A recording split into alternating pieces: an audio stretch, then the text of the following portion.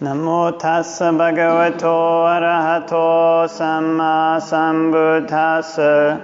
Namo tassa bhagavato arahato samma sambuddhassa. Namo tassa bhagavato arahato samma sambuddhassa. Buddhaṃ saranang gacchāmi, Dhammāṃ saranang gacchāmi, Sanghaṃ saranang gacchāmi. Dutiyampi Buddhaṃ saranang gacchāmi, Dutiyampi Dhammāṃ saranang gacchāmi, Dutiyampi Sanghaṃ saranang gacchāmi.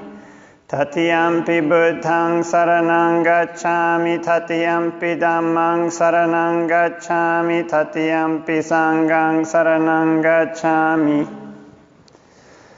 So, hello everybody, and welcome to Tuesday meditation again. Maybe this is the first one of spring, real spring feeling season. Actually it's past the 21st, isn't it? So, yeah, it's the 22nd, right? So official spring started yesterday. Is that right? 21st is spring? First day of spring? April? I think it's March. Oh, it's March. Okay, never mind. Official spring started a month ago, but real feeling of spring yesterday really kind of felt like spring. And I was talking a bit with Dasa and also other people, kind of, oh yeah, it's spring, kind of.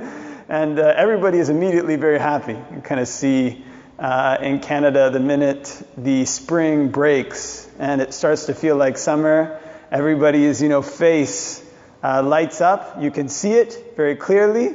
Everybody's in a very happy mood. Kind of good times are ahead. 20-degree weather is ahead.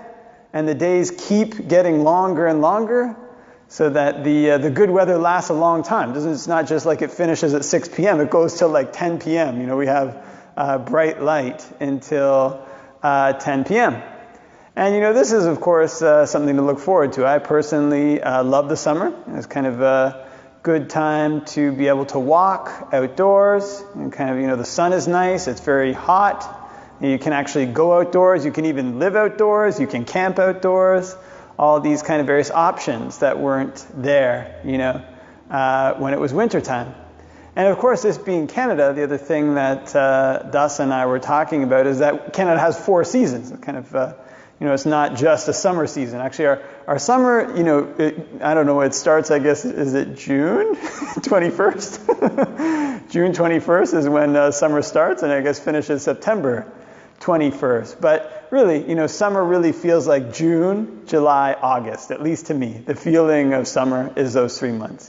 Sometimes, and into September, it's a little bit warm, and then, fall might be like 1 or 2 months. And then winter in Canada is maybe like 6, 7 months. Kind of spring is usually maybe like 1 month. So we'll have it April, partially through May. Towards the end of May, we'll probably start to feel hot. And that's when it feels like summer kicks in. By June 1st, even though it's not officially summer, it starts to really feel like it. Kind of June, July, August. And so one of the interesting things about this is that if you go to a country where it's summer all the time, people actually aren't that happy about it being summer. Go to one of those countries, it's kind of, it's too hot. You see all these people. I remember I went to, I often talk about this time I went to Thailand. And, you go there, and it's cold some days. Like, it gets cold, like down to 12 degrees Celsius. And the people put on their air conditioners. It's like this luxury. Like, why is the air conditioner on? It's, it's 12 degrees. It's freezing. You'll be on a bus, and it's nighttime, and it's not hot outside. And the air conditioner is, like, full going, full blast. And it's because these, in a really hot country, this is seen as kind of luxurious, kind of, a good thing. It's cold. This is a nice thing, whereas in Canada, kind of the cold ends and all of a sudden, it's party time, kind of first day of June. The streets are packed the very first day in summer, kind of Canada. And you see the mosquitoes in Canada as well. When they come out, they've got like 3 months, so they're very active here. Like our mosquitoes are far more active than mosquitoes in other parts of the world. So again, I remember being in Thailand, and the mosquitoes would come around and they'd kind of buzz around and you'd be like, okay, go away. And they actually would. They would fly away and like not come back. Whereas here, you have to run. The mosquitoes will keep trying to probe and find until they find an opportunity to suck blood, because they have this 2 months. Okay, they know that. And the mosquitoes in Thailand have like a whole year. They're not going to be killed in the fall. And so it all keeps going. And so this is one of the interesting things about enjoyment and kind of contrast. It's one of the things about enjoyment. Enjoying something is inevitably tied up with what it's contrasted with, what we don't like. So in Canada, the summer is really enjoyed. And it's because it's contrasted with the winter. Okay? We have a whole lot of winter. Don't necessarily want any more winter. Got as much winter as we need and then some. And so the 2 months of summer is a huge luxury. Go to a country where there's like 10 months of summer and like 3 months or 2 months of rain, and all of a sudden summer is not a huge luxury. Okay, you see snow, and that's a huge luxury. So I remember there was this photo I saw of a guy who was from Bangladesh on his WhatsApp, and it was of him standing in the snow. There was all this kind of snow falling. It was like a big snowstorm. And if you ever look at Canadians' profile pictures, you'll never, almost all the Canadians, when you see the profile pictures of them on the internet, they're always summer. So people people think it's summer here. But, really that was taken during the 2 months when it was like that, and the rest of the time here is winter. It's kind of this kind of contrast. And one of the things about this kind of contrast that's interesting is that whenever something becomes nice, something nice that's grasped onto, it becomes normal. And whatever becomes normal starts to become despised. And that's the interesting thing. Something becomes familiar and it becomes despised. This is why there's this kind of, this famous phrase in the West, which is that familiarity leads to contempt.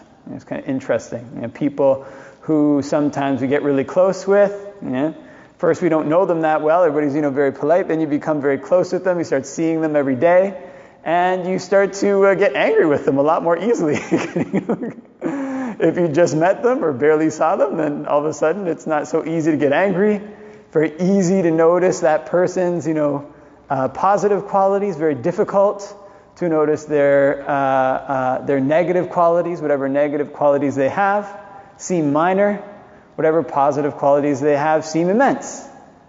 And this is one of the interesting things about the way that consumption actually works, the way that we consume things, the way that we become things. So actually in Buddhism, all this is an aspect of what we call becoming. It's this kind of word bhava. In other words, a person, we live in this kind of world, and this world is who we are to a certain extent. The world treats us this way. We have these experiences in this world. This is our world. We're inhabiting it. And because there's things in this world that we like, when we like them, we rush out to consume them. Kind of summer happens, and it's really nice. June is here, it's summer, it's great. And then the interesting thing, even in Canada, as summer goes on, actually I used to joke that people would be like, what's the national sport in Canada? And I would say, the national sport in Canada is complaining about the weather. Because in winter it's like, oh man, it's terrible, it's so cold, I can't stand a minute of winter. And then in summer, when it first comes, it's like, oh great, summer is here. And you start talking to people in like July, at the end of July, middle of July, it's like, oh, it's too hot. I can't take the summer. Just can't stand it. Of course, a couple of weeks ago it was great. And this is the way that it goes. When something is nice, rush out to that thing that's nice and consume it, and that thing becomes part of who we are. Becomes something we deserve. Becomes something that a person is familiar with. And when it becomes familiar, it starts to become contemptible. In other words, it's something that's normal, something that we own, not something that we have to work hard to get. And this is the way that craving and consuming works. So there's this kind of famous link in the Buddhist teaching, which is called dependent co-arising. It's called paticca samuppada. You guys, I imagine you guys have heard about it. In Sri Lanka, you've heard about it, Mal, probably. And Mal, you may not have heard that one before. But it's basically these 12 links that the Buddha gives, which describes the way that kind of cause and effect take place. And there's all these different theories about it, like whether it's broken up into 3 rebirths, how it happens, whether it describes one cycle of rebirth. But in any event, there's all these different links in it, and these links have kind of very interesting implications. So there's one of the most interesting sets of links is this one that goes like this, goes craving, clinging, becoming. Yeah? And then, I think it starts feeling, craving, clinging, becoming. And then after becoming, you get, I think, birth, aging, sickness, and death. And so this is the way it goes. There's things that we like, things that we come in contact with. It's summertime, it's nice out. We decide whether we like it or not. We crave for it. And we grasp onto that, we cling to it, and this is what we become. Become somebody who's living in a summery place. This becomes a normal part of our world, a normal part of who we are. And of course, when these things become normal, when they become something that doesn't have the same kind of attraction, then they become something that's no longer satisfying. Summer is no longer satisfying. Winter is no longer satisfying. And the fall can become dissatisfying. Okay, so beautiful outside, there's so many leaves, it's a big explosion of color, But then all of a sudden, you start looking at the leaves, okay, I'm going to have to rake these leaves up. And by the way, it's getting colder now. So you start to talk to people in the fall, maybe for a week, it's really beautiful. And then it's like, yeah, how do you like the weather outside? Beautiful to see the leaves. And they'll be like, yeah, it's getting cold. Not too long till winter. Trees are losing their leaves. And so, the national sport, gets can get played this way. It's because this kind of thing becomes normal through craving. It becomes normal through clinging. It becomes normal through becoming. And this is one of the paradoxes of craving, one of the paradoxes of clinging, one of the paradoxes of becoming, because although this kind of pattern is not something that's terribly difficult to understand, right? It's not tricky to understand. And everybody knows that, right? Kind of, go out for a burger. I use this kind of example from my early economics, 1W1, 101 class, which was, you eat one burger and it's, so delicious. And then you eat a second burger. Okay, that's okay. You eat maybe 3 burgers, you're starting to feel full. And if your friend or somebody else forces you to eat a 4th burger, you might get really, a person might get really angry at them, because I don't want any more burgers. This burger has actually become unpleasant. It's kind of no longer pleasant. And then if you eat 4 burgers, it might be a while before you start to want another burger again. This feeling of disgust towards burgers arises. This disgust through craving. It's this disgust through clinging. And it's this disgust through becoming. You become this kind of person who's full of burgers. And these burgers cease to hold their attraction. So actually, I remember when I was young, KFC had these kind of Toonie Tuesdays. And, kind of KFC was, sometimes it would be like months since I'd had KFC, like 5 months. And I'd start to think, wow, really like some Toonie Tuesday KFC. I don't know what it is now. It might be like $5 or something. This was some time ago. And I'd be sitting there craving for this KFC, like I can't wait to get, that KFC. It's kind of be in my mind thinking about this KFC. I used to have this lawn mowing company for a year. And I can still vaguely remember this one time, being out there with the lawns and just thinking about this KFC, just be in my head. And, finally, Tuesday comes and it's like, all right, Toonie Tuesday, you can get, 4 pieces of chicken for $4 or, 2 pieces for $2. And you go into KFC and you buy the KFC and you eat it. You're like, it's so good. You're thinking about it so much. And by the time you're finished that meal, you're like, why did I get this KFC? Taste, my body feels horrible. I can't understand why I ate that. It's kind of, And then, maybe 6 months later, the same kind of craving, restarts again. You can't wait to get this KFC and eat it. And so this is how it is with craving, with clinging and becoming. Kind of craving for this KFC, clinging to it, becomes normal. Actually, KFC, and not to knock it, but it had a lot of grease back then, and so you tended to feel terrible after you ate it. And 6 months later, the craving is back again. Kind of totally forgot what it was like to eat that KFC. And so this is one of the things we're actually talking about on the meditation retreat, is that psychologists these days have found that people are actually really poor judges of what it is that makes them happy. Yeah? In other words, our mind, rushes out to a future and creates a future around things, and this future is actually unreal. It's not really the way it is when we're there. It's not really how it will be. Mind rushes out to summer. And I can't wait. And actually, as I said, I love summer. Thinking about all these various things you can do in the summer. Can't wait to camp. Can't wait to, go out walking. Can't wait to, just be able to be outside, all these things, thinking about them. And none of the negative aspects of this fantasy are present. In our fantasy about the summer, mosquitoes aren't there. It's not like, oh yeah, the summer is here. There's going to be, you're in your fantasy, you're out camping, there's no mosquitoes. You're in your fantasy out camping, it's not raining. It's kind of a nice, beautiful day. You're in your fantasy, you're out camping, and it's not humid. It's not broiling hot where you're sweating. You can't go outside too much, And this is how it is when there's craving. This is how it is when there's clinging. This is how it is when there's becoming. All these things are underlied by what they call avijja, or delusion. They're underlied by this delusion about what it is a person's going to consume. So this is the interesting thing about why psychologists say, that people are very bad judges of what it is that'll make them happy. It's because of this craving, to a certain extent. Because of this clinging, because of this becoming, and because all these things, this whole process, underneath it all is this ignorance. Ignorance of what it is that a person thinks they're going to get. Ignorance of how satisfying it is when they get it. And the same ignorance that leads a person to crave it again after they've forgotten, after a few months have passed, after a few weeks have passed. Yeah? So it's interesting because this kind of craving works both ways. This kind of avijja works both ways, because there are things that lead to a person's long-term happiness.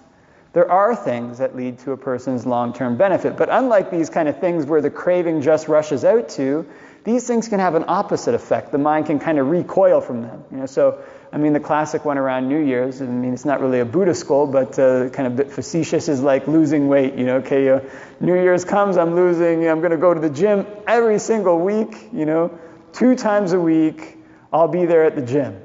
A person goes, the first time, it's okay, I did it. But then the second, third time they want to go, this kind of image comes up in their head of what it's going to be like at the gym. It's going to be terrible.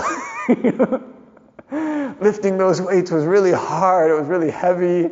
I was really tired afterwards. And all this is a kind of thought about the future that hasn't happened. It isn't there. It's all just there in a person's head. In other words, it's this avijja. So I remember back when I was young, I used to like to run. Used to enjoy getting out on the streets and running. Enjoyed this kind of feeling of being out there, just jogging, whatever it was. And sometimes you had to set this kind of intention, I'm going. Because if it didn't have a very clear goal, look, I'm going to run, and I'm going to run from here to here, and I'm going to do this X number of times. So it was totally clear. These thoughts would come up to just distract about why I shouldn't, maybe do what I wanted to do, why it's no good to go to the gym and work out, why it's no good to run. But the funny thing was about these things, whenever you tended to get out there and start running, all those thoughts were gone. It wasn't like, oh, this running is so terrible. You were there running. Like all these thoughts about how bad it would be were gone. And then when you finished, you tended to have this sense of like elation. And kind of running releases these kind of endorphins, makes you feel happy. It was kind of a very happy feeling. But then a few days pass, and all of a sudden you've forgotten the happy feeling that comes from running. It's kind of out of your head. And again, you start to think, oh, that running is really difficult. It's kind of very hard. So this is the way that this craving works. This craving tends to launch out towards things that give this kind of short-term satisfaction. Things that blow up, right away. They're an overwhelming short-term experience. And then forgets what the long-term consequences of launching out to these things are.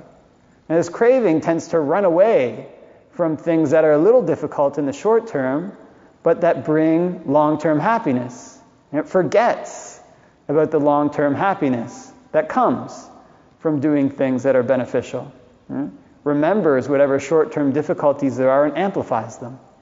Makes them out of proportion.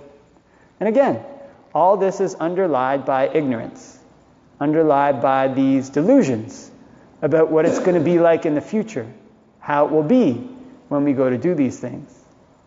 And this is one of the reasons why when people come to meditate, they learn to train their minds to come back to the present moment over and over again. It's not like there's no delusion in the present moment. There can be delusion in the present moment.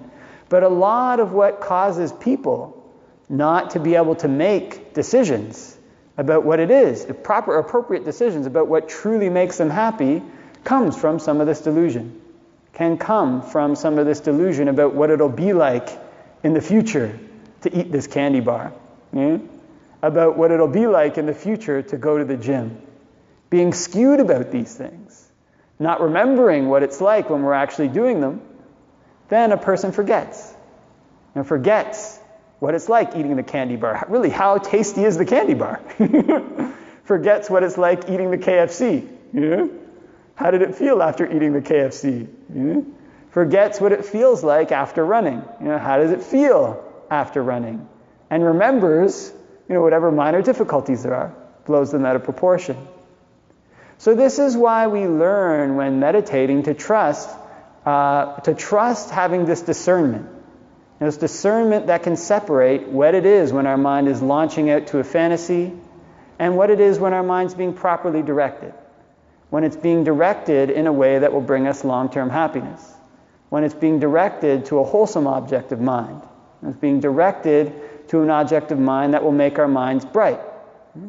So this is one of the amazing things that although, all these various things change in the external world, although, spring becomes summer, and when it becomes summer, summer's this, becomes kind of, there's mosquitoes, It's happy when summer's there, there's mosquitoes, okay, I want it to change. It changes to fall.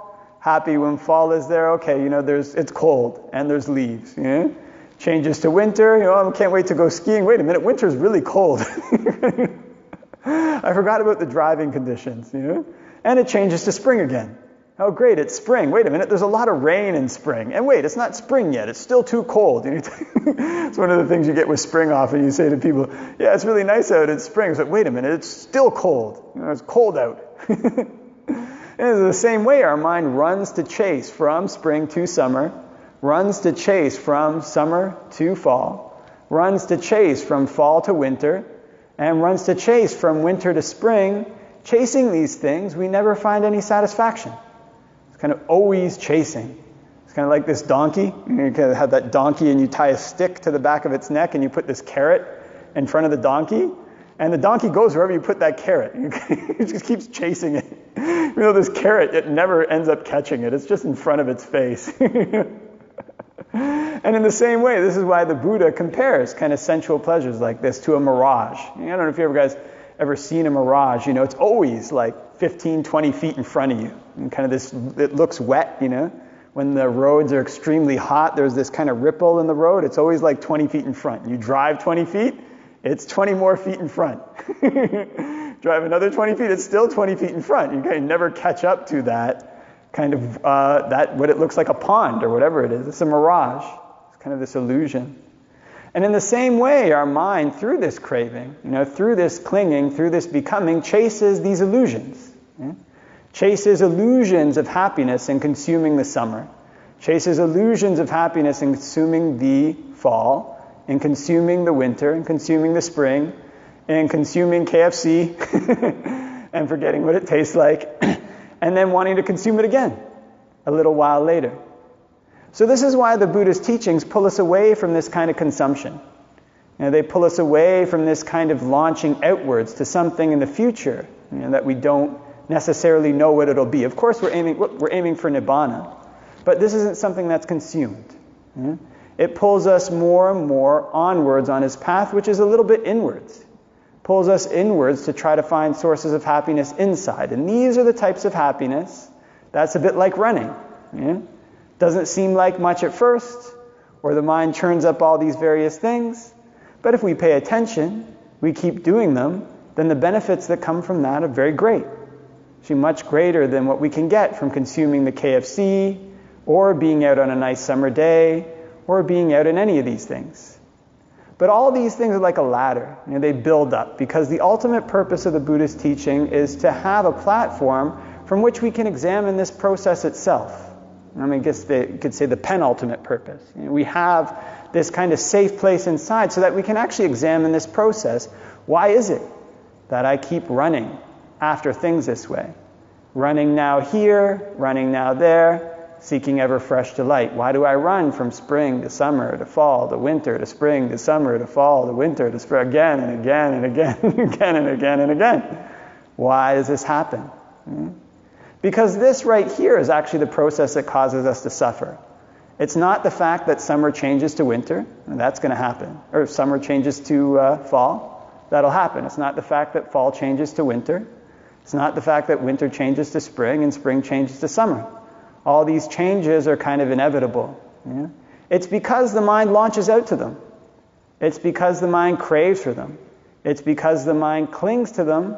It's because the mind becomes them that these things that we think will give us so much happiness end up causing us to suffer. So when we have this kind of safe place inside, we can examine this process. We can use what's called panya.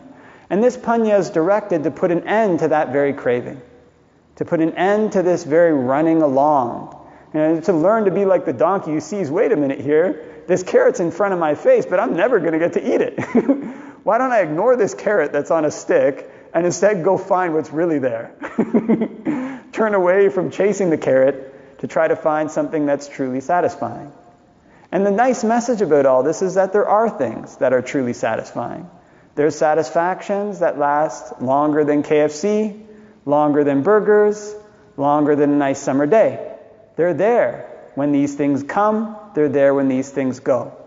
And even higher than that, there's satisfaction that lasts beyond even this kind of internal satisfaction, this internal happiness. There's satisfaction that goes beyond conditions entirely. And this is the true potential of the Buddhist teachings, so that people don't have to keep running. Don't have to keep running after spring, fall, summer, winter, spring, after KFC, after a house, after a car, after being young, running away from being old, running to and from whatever. They can stop running. Because this is what the Buddha says.